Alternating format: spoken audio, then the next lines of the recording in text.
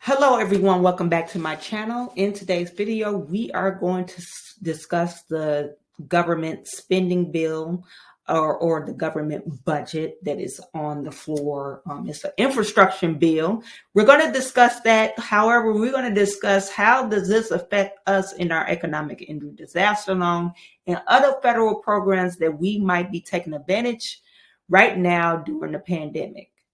We also going to discuss, so there's two issues that we're facing. We're facing the approval of the budget that has a deadline, and we're facing another deadline, approval of the debt ceiling that the U.S. can spend. This is something that's new. I don't think anybody in there that's currently in Congress probably haven't had this issue, but we're facing that. And so they're trying to increase the debt ceiling because we spent so much. So if we're not able to increase the debt ceiling, that's going to cause some issues or the federal government to shut down. Okay. In turn, it will affect you in your economic injury disaster loan and the process or the timeline you receiving those payments. Okay. So if this is the first time you're tuning in, my name is Chawanne Burns. If you like business content, business tips, business credit tips, subscribe to my channel. Okay, so what's in this $3.5 trillion budget? They're calling reconciliation package only because they have spent half of the money already in another half or $1.5 trillion. Some dollars is for infrastructure. So they're trying to get some okays to spend the rest of this money only because, they're overspending.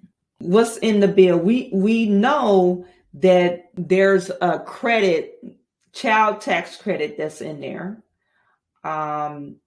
Right now, it's approved for 1 year to receive this child tax credit. And this is just basically an advance on your child tax credit that you claim on your taxes that you receive a refund. But the government decide, you need that money, so you get it in advance.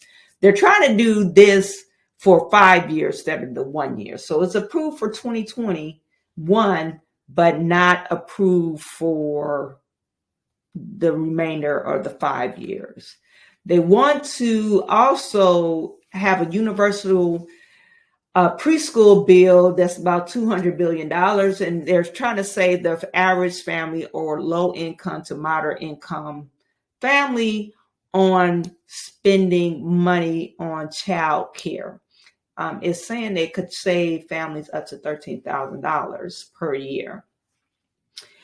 Also, there's a labor that they want to initiate $15 an hour. They want to do that. There's some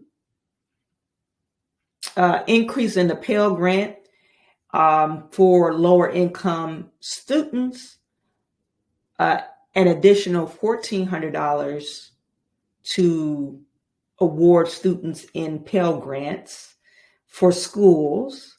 They want to increase the 12-week period that you could take off medical leave. I guess it's only 10 weeks. I'm not for sure, but it's a federal paid and medical leave benefit up to 12 weeks. We talked about the child tax credit. Also, they want to increase the spending for the child nutrition program, $35 billion. They're talking, they're saying that, food shortage. I don't know. I'm pretty sure there is a food shortage or food insecure in America, but I think that needs to be revisited because 80% of people, they claim that is, at least women, is obese. So we need to really think about that. Also, they're trying to expand the medical benefits for Medicare, adding dental and vision and hearing benefits.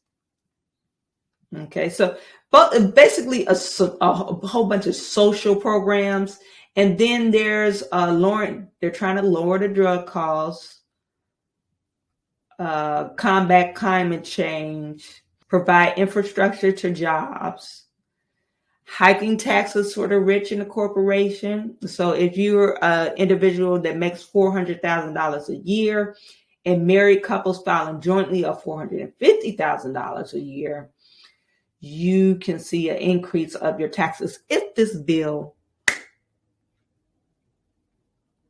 pass. You can see an increase of your taxes, and also the capital gains tax increase from 20% to 25%. Sorry if I'm not looking at the camera. I'm trying to read as I go along. Okay, so those are the things that you could really expect that to see an increase on. I mean, and it has a whole bunch of other stuff in here, but it's really not. I mean, that's not the purpose of this video. I'm trying to let you guys be aware. Okay, they do have this budget up for renewal or to get approved. And how would that affect you? So if we're talking about timelines, September the 30th, in the House, in the Senate, to the spending, you could expect a temporary shutdown for some of the federal programs over the weekend. Now, would that affect you? Yes, it will affect some of the SBA stuff. I'm not for sure if under the SBA, if the economic injury disaster loan, people or the employees under that program, would it actually affect that spending? I'm pretty sure it would. So you could expect a deadline to process your loans, your increase on your loans application. So if that happens this Friday, know that your loan application or your increase of your loan application will be delayed. Okay. Also this, okay, so you have one issue right there, and we'll see what happens on Friday. Then there's another issue on October the 30th. Okay, so if we don't raise our spending limit, our debt ceiling, not the spending limit, but the debt ceiling, that's basically how much the U.S. can borrow, we will not be able to make our payments on our debts. So because we've already we've been spending like crazy, so we won't be able to make or meet our debt obligations. And I believe that date is October the 13th. I said October the 30th just a few moments ago, but it's really October the 13th. We could expect to see what will happen. Now, if we say we're not going to raise our debt ceiling, I don't know how that's going to be a catastrophe if that doesn't happen. But if they don't raise the federal debt ceiling, the government will definitely shut down because of that. Okay.